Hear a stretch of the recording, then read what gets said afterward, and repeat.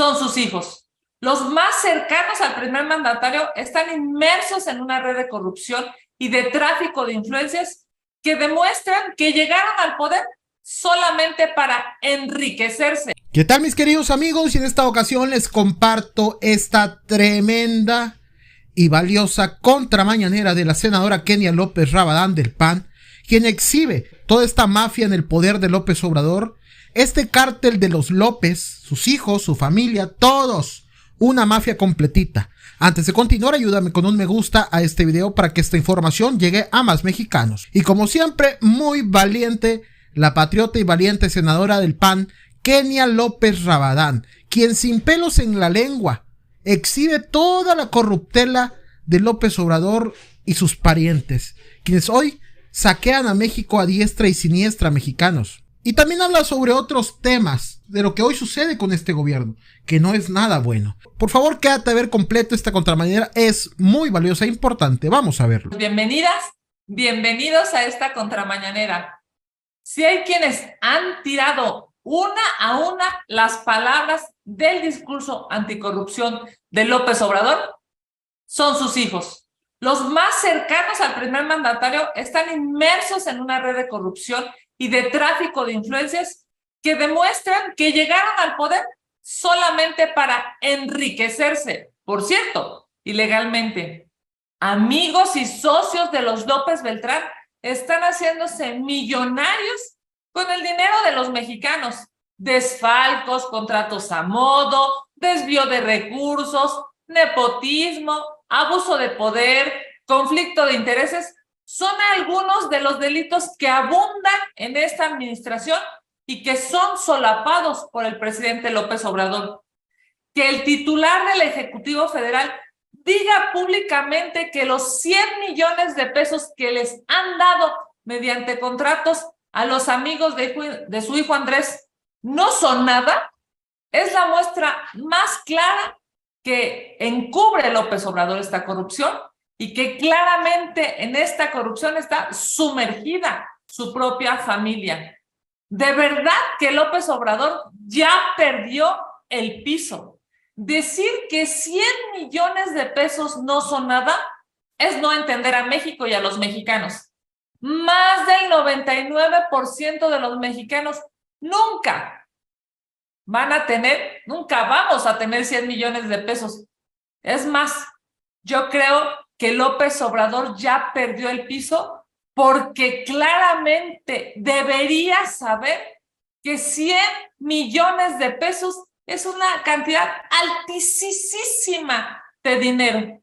Cuando él dice que 100 millones de pesos no son nada, demuestra que no entiende qué está pasando en México y es por eso que no entiende el dolor de los mexicanos. Siempre hay una disculpa para las ilegalidades de sus cercanos. Cuando se trató de sus hermanos, eran sobres con donativos para su movimiento. ¿Se acuerdan cómo decía? Cuando se habló sobre los contratos de su prima, él dijo que no estaba enterado. Ahora que se trata de sus hijos, minimiza el robo al erario. Es inaceptable que a lo largo de 5 años, desde Palacio Nacional, se quiera hacer chiquito este gran problema. Hay un conflicto claro de intereses. Es evidente que él quiere desviar la atención con estas frases simplonas de mis hijos no son corruptos, cuando a todas luces los casos de la Casa Gris de Houston, de la Casa de Coyoacán, de los contratos de Texcoco y de la contratación de servidores públicos en experiencia demuestran claramente lo contrario. Estamos ante una de las etapas más tristes para la vida pública de México. La impunidad, la falta de transparencia y la corrupción son las líneas que dirigen al gobierno de López Obrador.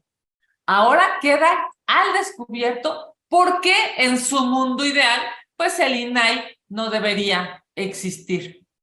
Es muy obvio que su talón de Aquiles es la rendición de cuentas. No cabe duda, el primer mandatario mexicano mide con 2 varas distintas. A la oposición la lastima, la amedrenta, la persigue. a sus allegados, los encubre, los justifica. La ética del presidente se cae a pedazos. Lo que también, por cierto, se cae a pedazos es el plan B con el que López Obrador intentaba destruir la democracia. Por eso está desesperado.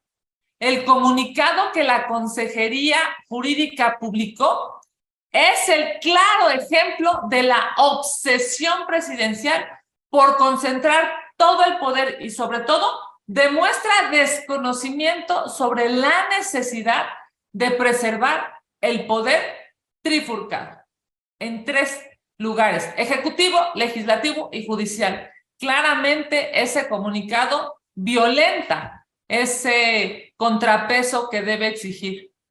Lo que México hoy está esperando, pues sin lugar a dudas, es que haya ministros valientes.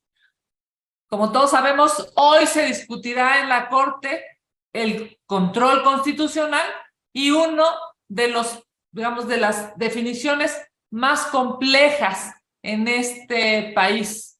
Hoy se discutirá en la Corte el real control constitucional y el freno, el alto a los abusos del poder presidencial.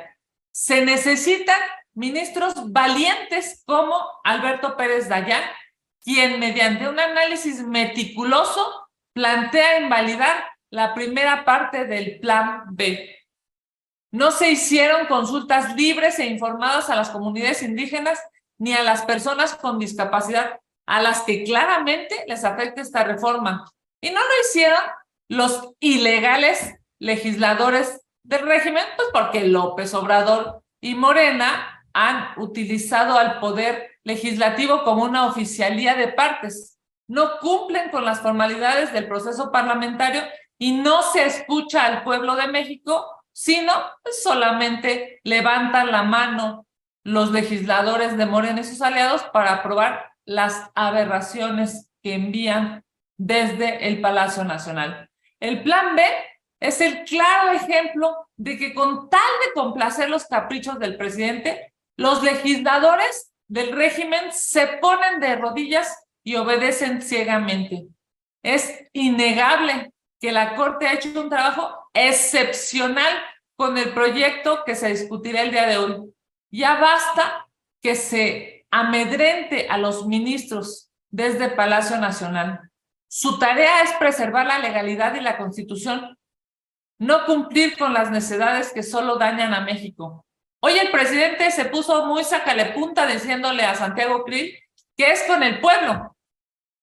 Pues que López Obrador entienda sus propias palabras, que le quede claro que no debe amenazar a la Corte. Quien respalda a la Suprema Corte son millones de mexicanos que están cansados de la corrupción de Morena. Quien respalda a la Suprema Corte son los mexicanos que exigen se respete la Constitución. Quien respalda a los ministros son los millones de mexicanos que quieren una democracia fuerte para que su voto sea contado. Quien respalda a los ministros son los mexicanos libres que salieron a marchar en esa marea rosa que es más fuerte que la politiquería de Palacio Nacional.